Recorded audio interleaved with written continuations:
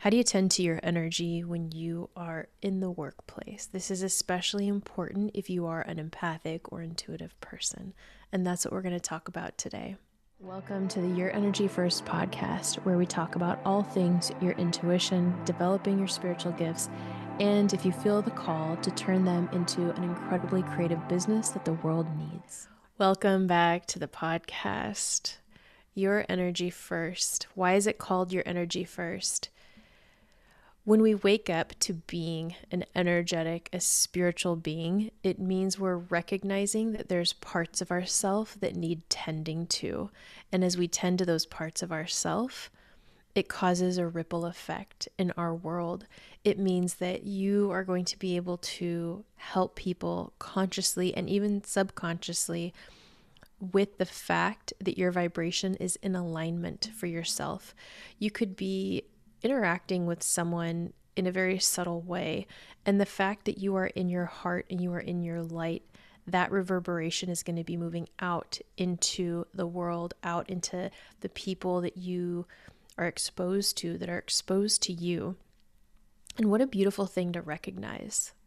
What a beautiful thing to help somebody potentially see within themselves, even if it's not in their full awareness yet. And that's exactly how this topic works when it comes to your energy in the workplace. There are the people that you engage with regularly, the people that become your work friends, or the ones that aren't so pleasant to spend time with for whatever reason. And maybe you have clients or customers or companies that you work with as part of your engagement with your job. What's really interesting about tending to your energy when you are in a corporate setting is that you do not always have the choice who it is you're engaging with. Whereas hopefully in your personal life, you make decisions, you have reflections and realize, okay, well, it makes sense that I love being around this person, or you know what, this person, we don't suit each other anymore. And you each go on your merry way. You get that choice in your personal life. You don't always get that choice in your professional life unless you work for yourself. That's another story for another day. So the first thing that you want to do is actually help your own energy be clear, and the guides are saying concise. What they mean by this is we want your energy to be full within itself and know itself. Why do we want your energy to know itself? Because when you feel a familiarity with your energy, that's when you can tell something's off. And that's also what they mean by concise, because you will get to a point as we go through this practice today where you're going to realize, oh, you know what? This isn't me. My energy's off. Let me bring it back to balance. Let me bring it back to fullness. That is you being caring and concise with your energy. It's keeping things really simple and it's keeping them positive for you. And that's what we want. Also, never feel bad when your energy feels off. It's information. It's information. You and I, we interact with people either virtually, online, or in person every single day to some extent. And as humans, we're here to have a myriad of experiences. And just by walking through an airport, there's all kinds of emotions that could be happening at an airport, right? And it's no different in our day to day. We really don't know what everybody's going through. So the baseline is, what will help you bring yourself back to your center, yourself? That's step one. Step one is your energy first. So we're going to start by having you connect with your inner light. Hello, inner light. Hello. I recognize I feel a little bit off, or my mind is racing, or I recognize that I'm frustrated, or there's something I want to achieve and I'm not yet achieving it with this job. And what you're going to do is you are going to come home into your light, and I want you to feel in and really settle there. Settle into your heart or into your light. And remember that when you do this, you are connected to your higher self, your higher power, your spirit team, your guides, your ancestors, everything that is of the light, which means that is of integrity for you and the highest good of all involved.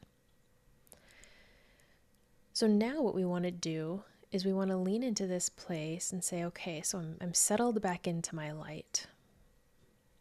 That's important. It's the first key part.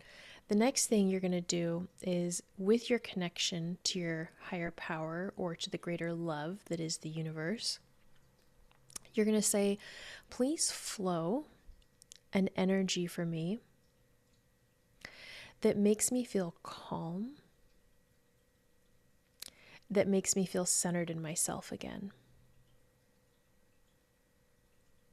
Now, while this energy is running for you, I want you to take a couple of breaths in. This is why we call it energy work, because it's work. And that's the beauty of it, is that you are empowered to do this work whenever you want to.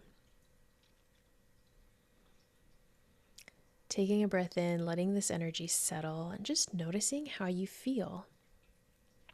Energy work is all about the slight adjustments.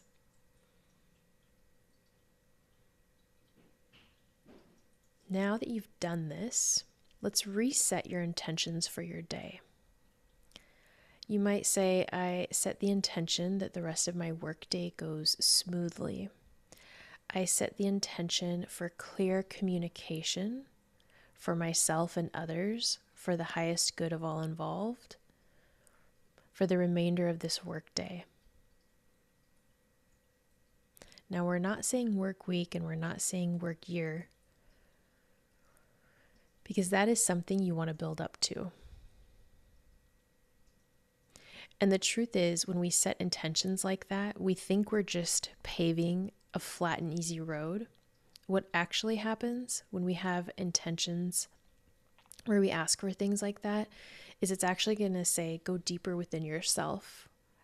What do you have to change in order for that to make manifest? Energy work.